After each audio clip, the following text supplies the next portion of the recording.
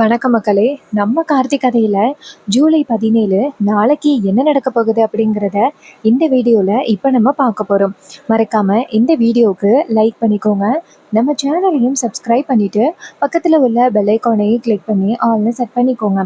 அப்போதாங்க next video போடும் பொழுது உங்களுக்கு நோட்டிஃபிகேஷன் வரும், பார்க்கலாம். சரி வாங்க வீடியோவில் என்ன நடந்துச்சு அப்படிங்கிறத இப்போ நம்ம பார்ப்போம். நம்ம ஹீரோயின் வந்துட்டு அந்த டாக்குமெண்ட்டை சந்திராவுக்கு தெரியாமல் எடுத்துட்றாங்க. எடுத்துட்டு வெளியில் வராங்க. அப்போ நம்ம ஹீரோயின் நினைக்கிறாங்க, யாருக்கும் தெரியாமல் இதை இப்போவே உடனே டிஸ்போஸ் பண்ணணுமே அப்படின்னு நினைக்கிறாங்க. அப்போ தான் அந்த டாக்குமெண்ட்டை புடவைக்குள்ளே மறைச்சி வச்சுக்கிட்டு நேராக கிச்சனுக்குள்ளே வராங்க. வந்துட்டு அங்கே ஒரு நெருப்பட்டியை எடுக்கிறாங்க. எடுத்துகிட்டு யாருக்கும் தெரியாமல் வெளியில் போகிறாங்க. அதே நேரம் நம்ம சந்திரா அந்த பக்கமாக வராங்க. சந்திராவை பார்த்ததோட ஹீரோயினுக்கு அதிர்ச்சி. ஐயோ, சித்தி இந்த பக்கமாக வராங்க, நம்ம வச்சிருக்கிற டாக்குமெண்ட்டை பார்த்தா அவங்க கண்டுபிடிச்சிருவாங்களே, இப்போ அவங்க கிட்டேருந்து எப்படி தப்பிக்கிறது அப்படின்ட்டு அந்த டாக்குமெண்ட்டை மறைச்சி வச்சுருக்காங்க. அதே நேரம் சந்திரா இங்கேருந்து வந்துட்டு நம்ம ஹீரோயினை பார்த்து, இங்கே பாரு, நான் வச்சுருந்த பர்ஸை காணோம். அந்த பர்ஸில் ஏடிஎம் கார்டு அப்புறம் முக்கியமான கார்ட்ஸ் எல்லாமே வச்சுருந்தேன், அது எங்கே வச்சேனே தெரியல, நீ பார்த்தியா அப்படின்னு கேட்க, அதுக்கு ஹீரோயின் சொல்கிறாங்க, இல்லை சித்தி, நான் பார்க்கலையே, எனக்கு என்னமோ உங்கள் ரூமில் தான் இருக்குன்னு தோணுது, அங்கே தானே நீங்கள் எல்லாத்தையும் வச்சு யூஸ் பண்ணுவீங்க, ஸோ அங்கே தான் இருக்கிறதுக்கு வாய்ப்புகள் இருக்குது, ஸோ அங்கே போய் பாருங்கள் சித்தி அப்படின்னு சொன்னதோட சந்திரா சொல்கிறாங்க, ஒருவேளை அப்படி கூட இருக்கலாம், நான் சரியாக தேடலை போல், சரி நான் போகிறேன் அப்படின்னு சொல்லிட்டு திரும்பி போகிறவங்க டக்குன்னு திரும்பி, சரி நீ கிச்சனுக்குள்ளே என்ன பண்ணிக்கிட்டு இருக்க? அதுக்கு நம்ம ஹீரோயின் சொல்கிறாங்க, இல்லை சித்தி, எனக்கு கொஞ்சம் தலைவலிச்சிச்சு, அதான் கொஞ்சம் காஃபி போடலாம்னு வந்தேன். அதுக்கு சித்தி சொல்கிறாங்க, அப்படியே எனக்கும் கொஞ்சம் போட்டேன்னா நல்லாயிருக்கும், நான் ரூமில் இருக்கேன், எனக்கு கொஞ்சம் காஃபி கொண்டாந்து கொடு. இது கேட்டதும் ரேவதியும் சரிங்க சித்தி அப்படின்னு சொல்கிறாங்க. அதுக்கப்புறமா ரேவதி அவங்க சித்தி போனதோட அந்த டாக்குமெண்ட்டை எடுக்கிறாங்க. எடுத்துகிட்டு வெளியில் அந்த டாக்குமெண்ட்டில் ஒரு நெருப்பை பற்ற வைக்கிறாங்க. அந்த டாக்குமெண்ட் சுத்தமாக டிஸ்போஸ் ஆகிறது. இதை பார்த்ததும் நம்ம ரேவதிக்கு அப்போ தான் நிம்மதியாகுது. நல்ல வேளை இந்த ஒரு டாக்குமெண்ட்டு தான் இருந்துச்சு போல், இதையே நம்ம டிஸ்போஸ் பண்ணிட்டோம், ஸோ இதுக்கப்புறம் கண்டிப்பாக அவங்களால எதுவும் பண்ண முடியாது அப்படின்னு நம்ம ரேவதி ரொம்ப சந்தோஷமாக வீட்டுக்குள்ளே வராங்க. அதே நேரம் நம்ம சந்திரா ரூமில் இருக்கும் பொழுது ரேவதியை பார்க்குறாங்க. பார்த்துட்டு, அம்மாடி டீ போடுறேன்னு சொன்னேன், இன்னும் போடலையா? அப்போ ஹீரோயின் சொல்கிறாங்க, இந்த போட்டி எடுத்துகிட்டு வரேன் சித்தி அப்படின்னு சொல்லிட்டு போகிறாங்க. அப்போ தான் வில்லி நினைக்கிறாங்க, முதல்லையே காஃபி போடுறேன்னு சொன்னாலே என்ன அப்படின்னு நினைக்கிறாங்க. அப்போ தான் நம்ம ஹீரோயின் காஃபி போட்டு கொண்டாந்து அவங்க சித்திகிட்ட கொடுத்து, இந்தாங்க சித்தி அப்படின்னு சொல்ல, அவங்க கேட்குறாங்க, என்னது, முதல்ல உனக்கு தலைவலிக்குது, காஃபி போடுறேன் அப்படின்னு சொன்னேன், இவ்வளோ டைம் கழிச்சு காஃபி போட்டு கொண்டாந்து கொடுக்குறேன். அப்போ ஹீரோயின் சொல்கிறாங்க, இல்லை சித்தி, காஃபி போடலான்னு தான் பார்த்தேன், ஆனால் காஃபிக்கு அடிக்டாக மாறிட்டா என்ன பண்ணுறது, அதனால தான் அந்த காஃபி போடலை சித்தி, இப்போ உங்களுக்காக போட்டு கொண்டாந்து கொடுக்குறேன். இதை கேட்டதும் வில்லியும் சரி சரி அப்படின்னு சொல்லிட்டு வாங்கிக்கிட்டு போகிறாங்க. அதே நேரம் வில்லிக்கு கொஞ்சம் சந்தேகம், இவ ஏன் இப்படி மாற்றி மாற்றி பேசுகிறா, சரி என்னமோ அப்படின்னு சொல்லிட்டு அந்த இடத்துலேருந்து போகிறாங்க. அதே நேரத்தில் வெளியில் ஹாரன் சத்தம் கேட்குது. நம்ம ஈஸ்வரி வந்துட்டாங்க வீட்டுக்கு. ஈஸ்வரியோட சத்தம் கேட்டதோட ரொம்ப சந்தோஷப்படுறாங்க சந்திரா. எப்படியாவது டாக்குமெண்ட்டை காமிச்சு அவனை விரட்டி அடிக்கணும் அப்படின்னு. இன்னொரு பக்கம் நம்ம ஹீரோயின் நினைக்கிறாங்க, இன்னும் அந்த வீடியோ இருக்குது, அந்த வீடியோவை எப்படி நம்ம டெலீட் பண்ணுறது அப்படின்னு நினைக்கிறாங்க. அப்போ தான் நம்ம வில்லி அவங்க அக்கா வந்துட்டாங்க அப்படிங்கிற சந்தோஷத்தில் ஃபோனை எடுக்க அவங்க அங்கனையே வச்சுட்டு போயிடுறாங்க. இதை பயன்படுத்தின நம்ம ஹீரோயின் நேராக அவங்க சித்தியோட ஃபோன் எடுத்து பார்க்குறாங்க. பார்த்தா லாக் பேட்டர்ன் தெரியல, இருந்தாலும் அவங்க சித்தியோட லாக் பேட்டர்ன் என்ன அப்படிங்கிறது மயிலுக்கு தெரியும். அப்போ நம்ம ஹீரோயின் கொண்டு போய் மயிலுக்கிட்ட ஃபோனை கொடுத்து, இது சித்தியோட ஃபோனு, இதில் உள்ள லாக் என்னன்னு எடுத்து கொடுங்களேன். மயில் கேட்குறாரு, என்னம்மா, எதுக்கு இப்போ சின்ன மாமியாரோட ஃபோன் லாக் எடுக்க சொல்கிறேன், அவங்களுக்கு தெரிஞ்சிச்சுன்னா பிரச்சனை ஆகிரும். அப்போ நம்ம ஹீரோயின் சொல்கிறாங்க, நீங்கள் லாக்கை மட்டும் எடுத்து கொடுங்க அப்படின்னு சொன்னதோட மயிலும் லாக் எடுத்து கொடுக்குறாரு. லாக் எடுத்து கொடுத்ததோட ஹீரோயின் அதில் உள்ள அந்த வீடியோவை டெலீட் பண்ணுறாங்க. டெலீட் பண்ணிவிட்டு அந்த ஃபோனை கொண்டாந்து அங்கே வச்சிடுறாங்க. இதை நம்ம மயில் கவனிக்கிறாரு. இப்போ எதுக்கு ரேவதி இப்படி பண்ணுறா அப்படின்னு இன்னொரு பக்கம் வெளியில் சத்தம் கேட்குது. நம்ம ஈஸ்வரி அங்கேருந்து வராங்க.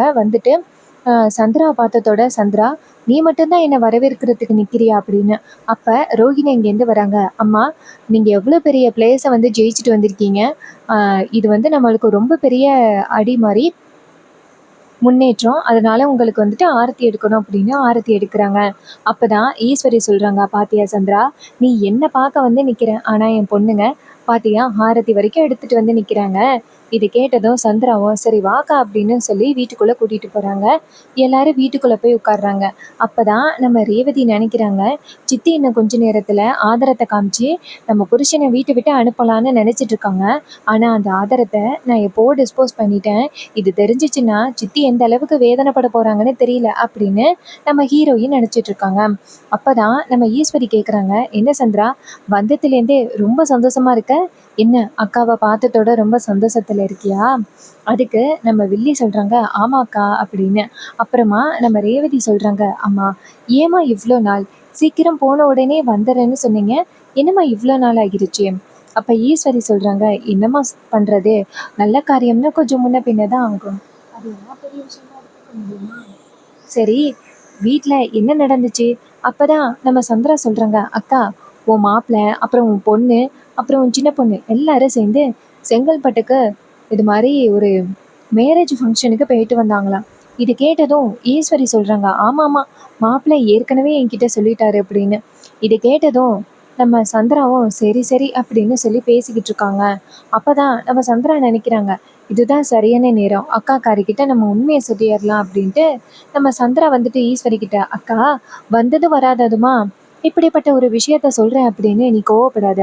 அதுக்கு ஈஸ்வரி சொல்றாங்க, "ஏன் சந்திரா, என்னாச்சு?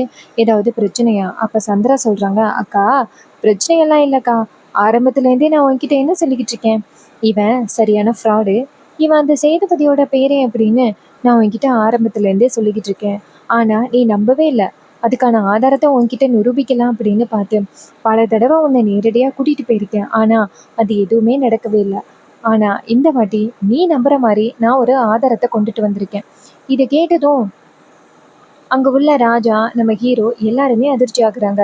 ஐயையோ! என்ன இது? இவங்க புதுசா ஒரு ட்விஸ்ட் வைக்கிறாங்களே அப்படின்னு. அதுக்கு நம்ம சந்திரா சொல்றாங்க, "என்ன மாப்ள, முகத்துல அப்படியே சரியான பயம் தெரியுது.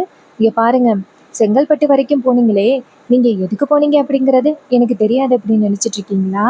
நீங்க அங்க வந்துட்டு உங்க அம்மாவோட சொத்தை உங்க பேர்ல மாத்துறதுக்காக தானே போனீங்க. அங்க அண்ணன்கள் 2 பேரும் பக்கத்துல இருக்க, நீங்க அந்த டாக்குமெண்ட்ல கையெழுத்து போட்ட வீடியோ என்கிட்ட இருக்கு" அப்படின்னு சொல்றாங்க. இதை கேட்டதும் நம்ம ஈஸ்வரி சொல்றாங்க, "சந்திரா, ஏன் தான் சந்திரா நீ இப்படி பண்ற? நான் தான் ஆரம்பத்துலேருந்தே சொல்லிக்கிட்டு இருக்கேன்ல, உன்னை நல்லா யாரை ஏமாத்துருவ, இவர் தான் சேதுபதியோட பேரன் அப்படின்னு சொல்லி. இங்க பாரு, தயவு செஞ்சு இதையெல்லாம் நீ நம்பிக்கிட்டு மறுபடியும் வந்து சொல்லிக்கிட்டு இருக்காத. இந்த பிரச்சனையை இதோட விடு சந்திரா." அப்ப சந்திரா சொல்றாங்க, "அக்கா, எப்படிக்கா? என் கண்ணு முன்னாடியே இவ்வளோ பெரிய அநியாயம் நடந்துகிட்டு இருக்கு. அதை வந்து கண்டுக்க கூடாதுன்னு நீ சொல்றியே, இதெல்லாம் நியாயமே இல்லை." அதுக்கு ஈஸ்வரி சொல்றாங்க, "சரி, இப்ப நீ என்ன நிரூபிக்கிறதுக்கு முயற்சி பண்ற? சரி சொல்லு, அதையும் கேட்டு தொலைக்கிறேன். என் தங்கச்சி அப்படிங்கிற கடமைக்கு நான் எல்லாத்தையுமே கேட்டு தானே ஆகணும்" அப்படின்னு. அப்ப ராஜா சொல்றாரு, "இங்க பாரும்மா ஈஸ்வரி, பல தடவை உன் தங்கச்சி மாப்பிள்ளைய பத்தி பல விஷயங்கள் சொல்லி நிறைய வாட்டி அவமானப்பட்டிருக்காங்க. ஸோ அதே மாதிரி இந்த வாட்டியும் அவளுக்கு தெரியாத ஒரு விஷயத்த தான் உன்கிட்ட சொல்லி உண்மைன்னு நிரூபிக்க பார்க்குறா. ஸோ நீ அதை பற்றியே நீ திரும்ப திரும்ப கேட்டுக்கிட்டு இருக்கணும் அப்படின்னு அவசியம் கிடையாது. இங்கே பாரு சந்திரா, இந்த பிரச்சனையை இதோட விடு." அப்போ சந்திரா சொல்கிறாங்க, "ஏன் மாமா நீங்கள் பயப்படுறீங்க? உங்களுக்கும் உங்க தங்கச்சியோட பிள்ளை இவன் தான் அப்படிங்கிறது தெரியும். அதனால தான் நீங்க ரொம்ப ஓவரா சப்போர்ட் பண்ணிக்கிட்டு இருக்கீங்க அப்படிங்கிறது கூட எனக்கு தெரியும். ஆனா இது எதுவுமே என் அக்காவுக்கு தெரியாம எவ்வளோ இன்னசென்ட்டா இருக்கா. நீங்க எல்லாருமே சேர்ந்து என் அக்காவை நல்லாவே ஏமாத்திக்கிட்டு இருக்கீங்க. இங்க பாருங்க, உங்க எல்லாருக்கும் ஒரு முடிவு கண்டிப்பா கட்டியே ஆகணும். இங்க பாருங்க, அக்கா, என்கிட்ட தகுதியான ஆதாரம் இருக்கு. அந்த ஆதாரம் இருக்கிறதுனால தான் நான் உன்கிட்ட இவ்வளோ ஸ்ட்ராங்கா பேசிக்கிட்டு இருக்கேன். இங்க பாருக்கா, இவன் தான் அந்த சேதுபதியோட பேரன். இவன் தான் அந்த அபிராமியோட புள்ள.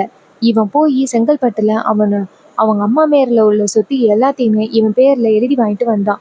அவன் சார் பதிவாளர் அலுவலகத்துல கையெழுத்து போட்டது அப்படியே என்கிட்ட வீடியோவா இருக்கு. இங்க பாருக்கா அப்படின்னு சொல்லிட்டு போனை எடுக்கிறாங்க.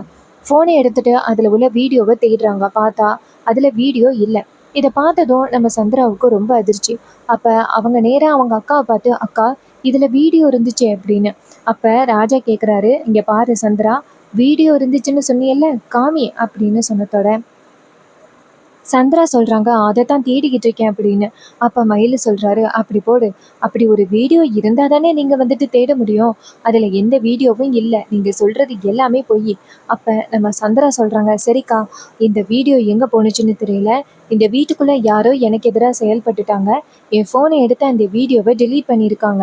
அது இருக்கட்டும். ஆனா நான் வச்சிருக்கிற டாக்குமெண்ட்டை அவங்களால எதுவும் பண்ண முடியாது. நான் போய் அந்த டாக்குமெண்ட்டை எடுத்துட்டு வரேன்" அப்படின்னு சொல்லிட்டு நேரா ரூம்குள்ள போறாங்க. இத பார்த்துட்டு நம்ம ரேவதி நினைக்கிறாங்க, எப்படியும் டாக்குமெண்ட் அங்க இல்ல. அந்த டாக்குமெண்ட்ட எப்படியோ நான் டிஸ்போஸ் பண்ணிட்டேன். நீங்க என்னத்த கொண்டு போய் காமிக்க போறீங்க அப்படின்னு நம்ம ரேவதி நின்னுகிட்டு இருக்காங்க. இன்னொரு பக்கம் நம்ம ஈஸ்வரி சொல்றாங்க, இந்த சந்திரா ஏன் தான் இப்படி பண்றா? இவள யாரோ நல்லா குழப்பி விட்டுருக்காங்க. அப்பதான் ராஜா சொல்றாரு, ஆமா ஈஸ்வரி, சந்திராவை யாரோ நல்லா குழப்பி விட்டுட்டாங்க. அதனாலதான் அவ இப்படி குழம்பிக்கிட்டு இருக்கா. நீங்க பாரு, நமக்கு தெரியாதா? ஒருவேளை இவன் தான் அந்த சேதுபதியோட பேரன் அப்படின்னு நம்மளுக்கு தெரியாதா? நம்ம அந்த அளவுக்கு என்ன முட்டாளா அப்படின்னு சொல்லி ராஜா சொல்ல, அதுக்கு ஈஸ்வரி சொல்றாங்க, ஆமாங்க, அது ஏன் அவ புரிஞ்சுக்க மாட்டேங்கிறான்னு தெரியலையே அப்படின்னு. இன்னொரு பக்கம் சந்திரா வந்துட்டு நேரா அவங்க டாக்குமெண்ட் வச்சிருக்கிற இடத்த போய் பார்க்குறாங்க. பார்த்தா அந்த டாக்குமெண்ட் எதுவுமே இல்லை. அதை பார்த்ததும் சந்திராவுக்கு ரொம்ப அதிர்ச்சி. இந்த டாக்குமெண்ட்டை நான் இங்கே தான் வச்சிருந்தேன், காணுமே அப்படின்னு தேடுறாங்க. அப்போ அவங்க வந்துட்டு நேராக வெளியில் வந்துட்டு அவங்க அம்மா கிட்ட, அக்கா கிட்ட, அக்கா, நான் வச்சிருந்த டாக்குமெண்ட்டை காணும். இந்த வீட்டில் உள்ள யாரோ இவனுக்கு உதவி பண்ணணும் அப்படிங்கிறதுக்காக அந்த டாக்குமெண்ட்டை எடுத்து டிஸ்போஸ் பண்ணியிருக்காங்க. இந்த வீட்டில் உள்ளவங்க அவனுக்கு உதவி பண்றாங்க. இதை கேட்டதும் ஈஸ்வரி சொல்றாங்க, இங்க பாரு சந்திரா, அப்படி ஒரு விஷயமே இல்ல. எல்லாம் இருக்கு அப்படின்னு நீ ஏன் உன் மனசுக்குள்ள ஒரு பிரம்மைய உருவாக்கிக்கிட்டு இருக்க? இங்க பாரு, இந்த பிரச்சனைய நீ இதோட விடு சந்திரா. அப்ப சந்திரா சொல்றாங்க, அக்கா எப்படிக்கா விட முடியும்? அந்த டாக்குமெண்ட், வீடியோ எல்லாமே உண்மைக்கா அப்படின்னு. அப்ப சந்திரா வந்துட்டு நேரா ஹீரோயினை பார்த்து, இங்க பாரு, நான் கூட உன்கிட்ட அந்த டாக்குமெண்ட்டை காமிச்சேன்னு சொல்லு நீயாவது அப்படின்னு. அப்ப ரேவதி வந்து ஒண்ணுமே தெரியாத மாதிரி, சித்தி, நீங்க எந்த டாக்குமெண்ட்டை பத்தி பேசுறீங்க? நீங்க எந்த டாக்குமெண்ட்டை பத்தி பேசுறீங்க அப்படின்னு எனக்கு ஒண்ணுமே புரியவே இல்லையே அப்படின்னு. இதை கேட்டதும் வில்லிக்கு ரொம்ப அதிர்ச்சி. வில்லி சொல்றாங்க, இங்க பாரு, ஏன் இப்படி போய் சொல்ற? உன்கிட்ட நான் வந்ததோட அந்த டாக்குமெண்ட்டை காமிச்சேன். அதுல என்ன இருக்கு அப்படிங்கறது எல்லாத்தையுமே நான் உன்கிட்ட காமிச்சேன். அதுல இவனோட பேரு, இவன் கையெழுத்து போட்டது, இவனோட போட்டோ எல்லாமே இருந்துச்சே. இங்க பாரு, பொய் சொல்லாத. நீயே சேர்ந்து உன் புருஷனை காப்பாத்துறதுக்கு முயற்சி பண்றியா? அப்ப ரேவதி சொல்றாங்க, சித்தி, நீங்க எந்த டாக்குமெண்ட்டும் என்கிட்ட காமிக்கவே இல்லை. ஏதோ நம்ம தொழில் விஷயமா தான் ஒரு டாக்குமெண்ட்டை காமிச்சிங்க. மத்தபடி நீங்க எந்த டாக்குமெண்ட்டும் காமிக்கலையே அப்படின்னு சொன்னதோட சந்திராவுக்கு ரொம்ப அதிர்ச்சி. இவளும் சேர்ந்து அவ புருஷனுக்கு உதவி பண்றா, அதனாலதான் இவ இப்படி பொய் சொல்றா அப்படின்னு. அப்பதான் ஈஸ்வரி சொல்றாங்க, இங்க பாருமா, தயவு செஞ்சு இந்த பிரச்சனையை இதோட விடு. நீ எந்த டாக்குமெண்ட்டும் கொண்டுட்டு வரல, எந்த வீடியோவும் கொண்டுட்டு வரல, எல்லாமே உன்னோட கற்பனை. இதை கேட்டதும் சந்திரா சொல்றாங்க, அக்கா, நான் எதையுமே கற்பனையா சொல்லல. இது எல்லாமே நடந்தது உண்மை. இங்க பாருங்க, நீங்க எல்லாரும் சேர்ந்து என் அக்காவை நல்லா ஏமாத்திக்கிட்டு இருக்கீங்க. அக்கா, இந்த வீட்டுல எல்லாருமே உனக்கு எதிரா செயல்பட்டுக்கிட்டு இருக்காங்க. உனக்கு உண்மை தெரியக்கூடாது அப்படிங்கிறதுக்காக இவங்க எல்லாரும் சேர்ந்து பயங்கரமா நாடகம் ஆடிக்கிட்டு இருக்காங்க. அக்கா, இவங்க யாரையுமே நம்பாதிக்கா. ஏன்கா இப்படி பண்ற? அப்ப நம்ம ஈஸ்வரி சொல்றாங்க, சந்திரா, போது நிப்பாட்டு இதோட அப்படின்னு. அப்ப ராஜா சொல்றாரு, இங்க பாரு, அதான் நீ எதுவுமே கொண்டுட்டு வரல அப்படின்னு தெரிஞ்சு போச்சுல்ல, அப்புறம் எதுக்கு நீ திரும்ப பிரச்சனை பண்ணிக்கிட்டு இருக்க? இதோட விடு அப்படின்னு சொன்னதோட சந்திரா ரொம்ப ஷாக் ஆகுறாங்க. இவங்க எல்லாரும் சேர்ந்து நம்மள நல்லா ஏமாத்திட்டாங்க அப்படின்னு. அப்ப ஈஸ்வரி வந்துட்டு, சரி போதும் இந்த டிராமா அப்படின்ட்டு அந்த இடத்துல இருந்து போறாங்க. அப்ப நம்ம ராஜாவுக்கு ஒரே குழப்பமா இருக்கு. இவங்க ஏதோ ஒரு டாக்குமெண்ட்டையும் வீடியோவையும் கொண்டுட்டு வந்திருக்காங்க. அதை வந்துட்டு யாரோ டெலீட் பண்ணியிருக்காங்க, டிஸ்போஸ் பண்ணியிருக்காங்க. அது யாரு அப்படின்னு நம்ம ஹீரோ நினைக்கிறாரு. அதுக்கப்புறமா சந்திரா வந்துட்டு அந்த இடத்துல இருந்து போகும் பொழுது நம்ம ஹீரோயின் வந்துட்டு, அப்பாடா, எப்படியோ சித்தி கொண்டு வந்த எல்லாத்தையுமே பொய் அப்படின்னு நிரூபிச்சாச்சு. ஆனா இது ரொம்ப நாள் நிலைக்காது. கண்டிப்பா சித்தி மறுபடியும் ஏதாவது பண்ண முயற்சி பண்ணுவாங்க. அவங்க கிட்ட இருந்து எப்படியாவது நம்ம ராஜாவை காப்பாத்தியே ஆகணும் அப்படின்னு நம்ம ஹீரோயின் நினைச்சிட்டு இருக்காங்க. அப்பதான் நம்ம ஹீரோயின் வந்துட்டு நேரா ஹீரோ கிட்ட, இது மாதிரி என் தங்கச்சியை வந்து பாட்டு போட்டியில ஜெயிக்க வச்சிருக்கீங்க, ரொம்ப தேங்க்ஸ் அப்படின்னு. அதுக்கு அவர் சொல்றாரு, சரி, இது மாதிரி சின்ன மாமியார் ஏதோ டாக்குமெண்ட் அப்படின்னு சொன்னாங்களே, உன்கிட்ட அந்த டாக்குமெண்ட்டை காமிச்சாங்களா? அப்ப ஹீரோயின் சொல்றாங்க, இல்லையே, என்கிட்ட அவங்க எந்தவித டாக்குமெண்ட்டையும் காமிக்கல. அவங்க ஏதோ சும்மா உளறிக்கிட்டு இருக்காங்க. அது எல்லாத்தையுமே நம்ம நம்ப முடியுமா? ஆரம்பத்துல இருந்து உன்னை பிடிக்காது அப்படிங்கிறது எல்லாருக்குமே தெரியும். ஸோ அதனால அவங்க வந்துட்டு இந்த மாதிரி ஏதாவது பண்ணி உன்னை இந்த வீட்டை விட்டு துரத்துறதுக்காக ட்ரை பண்ணிக்கிட்டு இருக்காங்க. ஸோ அதையெல்லாம் நீ பெரிய விஷயமா எடுத்துக்காத, நீ போயிட்டு ரெஸ்ட் எடு அப்படின்னு சொல்ல ஹீரோ குழப்பத்தோட அந்த இடத்துல இருந்து போறாரு. ஸோ இந்த கதை உங்களுக்கு பிடிச்சிருந்துச்சு அப்படின்னா இந்த வீடியோவுக்கு மறக்காம லைக் பண்ணிக்கோங்க. நம்ம சேனலை சப்ஸ்கிரைப் பண்ணிக்கோங்க. தேங்க்யூ ஃபார் வாட்சிங்.